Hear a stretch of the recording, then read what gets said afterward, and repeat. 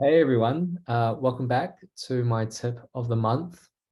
I've been getting a lot of clients recently coming to me telling me that they've been seeing slight dips in their InMail response and acceptance rates recently, which isn't exactly uncommon this time of the year as hiring slows down.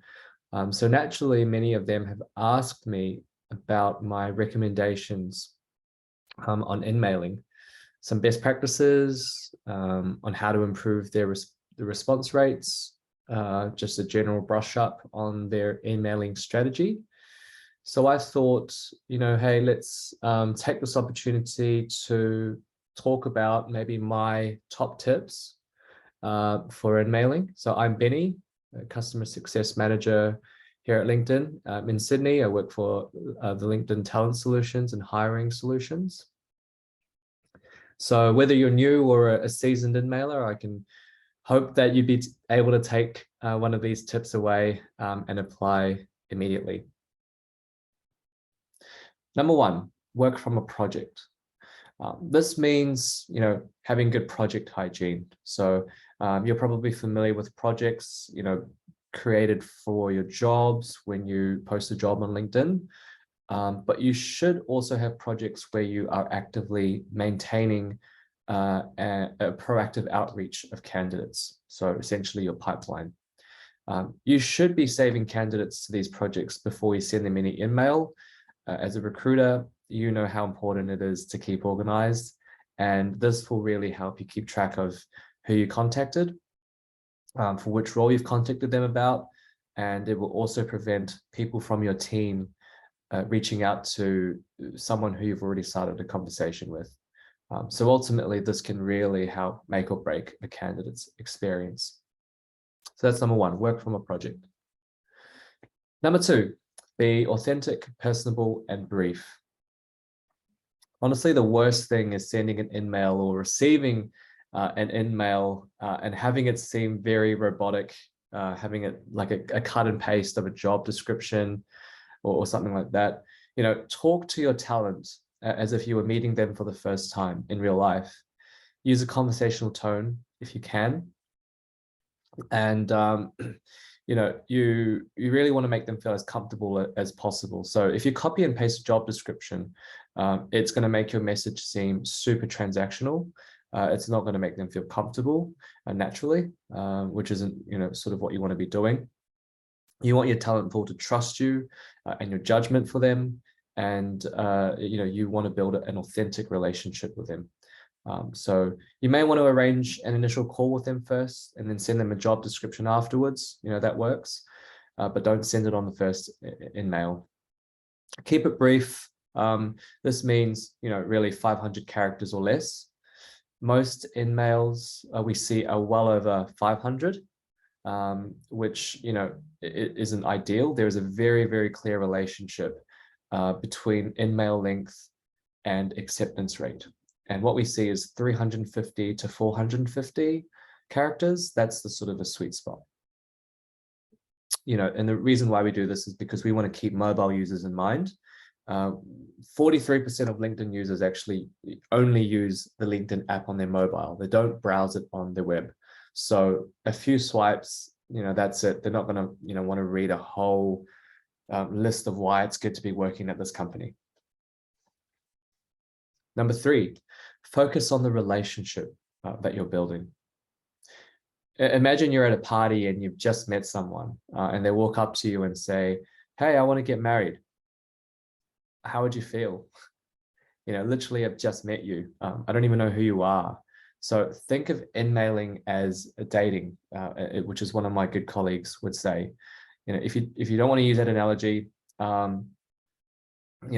just start thinking about, you really want to be getting to know each other. You don't want to go in and say, "We got this job, you're going to be awesome, let's sign this contract." The candidate will think, "You don't even know me, you don't even know what I'm interested in. So why are you offering me this position?" Think about how you can start building on a relationship, opening the lines of the communication, and then building off that. You have so much information on their LinkedIn profile. which brings me to the next point, which is to personalize, personalize, and personalize. Personalize the message with information you've learned from their profile, or maybe it's something that you have in common, even if it's a simple, how's it going at XYZ? Show that you've been selective, and candidates will always appreciate that. They want to feel special. All right, so focus on the candidate, not the job.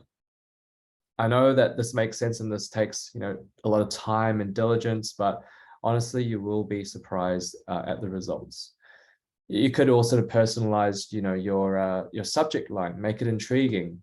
Try to be creative, and when you want to stand out from the other InMails that the candidates are also getting. Amazing profile. Maybe, love your experience at XYZ. Try not to include the job title in your InMail. So many recruiters do this. And, I get that you want to be upfront, and, you want to let candidates decide whether they are interested or not. But it just isn't enough to get their attention most of the times. And it's difficult to build a relationship off an InMail that literally has a job description on the top. Okay, so personalize. Number 5, include a clear call to action. And this one is really important, especially here in down under in Australia and New Zealand. We have a very bad habit of leaving people on read and ignoring messages. At the end of every single InMail that you send, please, include some sort of sort of a call to action. Make sure you have a line in there that asks the candidate to respond. Something like, if you're not interested, feel free to send me, a CV, or let me know what types of roles you'd be interested in case we have another opportunity that suits your profile or your timeline. This again helps build that relationship. You're not there to offer them, a role. You're there to learn about them, to see if a role would be a good fit, maybe in the future. And the best part is, when they respond, your response rate goes up, whether they accept or decline, but also you get your InMail credit back. So if they respond with a decline, that's fine. You still get that credit back. A call to action shouldn't be asking for a resume in the first message. Again, you're not building on a proper relationship there. A lot of people are viewing these InMails on a mobile phone. They're probably not going to have the CV on the spot. So typically we wouldn't ask for a CV straight away. All right. Number 6, work off templates for different personas. If you know your overall business goals and culture, you can create personalized InMail templates based on people that need to be in a pipeline for your company, and you can use it over and over again, not just for a role. So get your best performers on the team as well to share what's been working for them and their templates.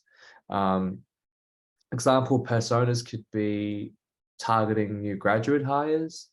Maybe these types of this pool of talent has a background in a particular industry, or a specific diversity initiative that they're passionate about, and maybe even they went to the same university that you went to or studied the same degree. So you can have a template to target each of these groups of personas. And then when you're doing your recruiter searches as well, you can find commonalities between candidates so that you could be more targeted to send your InMails in bulk. It's a really good strategy, and always work off templates if you can. All right. Last but not least, prioritize candidates likely to respond. If you're pressed for time and you don't get to send InMails often, messaging candidates who've previously engaged with you and your organization is always good. Based on the activity insights from LinkedIn, you get this you get this toggle in your searches, but also use the spotlights filter. Individuals who are in your spotlights, when you search for them in Recruiter, are 64% more likely to respond to an InMail message. There's also a company followers filter. Companies or followers of your company in LinkedIn are 80% more likely to respond to an InMail message. So it really significantly increases your chances of a response. So that's if you are pressed for time and you just want to prioritize. Cool, and that's the end of my sort of 7 recommendations. I hope you found it useful. Stay tuned for more monthly tips, and happy recruiting.